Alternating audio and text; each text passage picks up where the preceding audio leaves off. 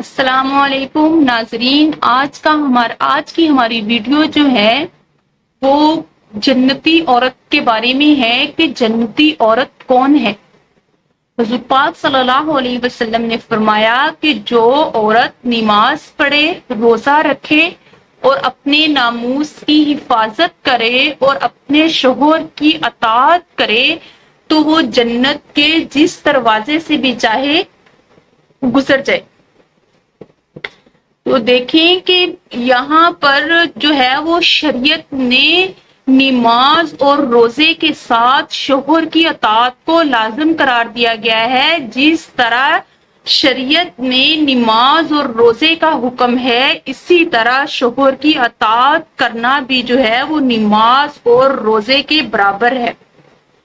تو ہمیں چاہیے کہ ہم اپنے گھر کی عورتوں کو یہ تاکید کریں کہ وہ ان 4 باتوں پر عمل کر کے جو ہے وہ جنت میں داخلے کا سرٹیفکیٹ لے لیں، اور اپنے گھر کے کام کاج کی ایک ترتیب بنا لیں تاکہ کام کاج میں مصروفیت کی وجہ سے نہ تو وہ روزہ چھوڑ سکیں اور نہ ہی ان کی کوئی نماز قضا ہو۔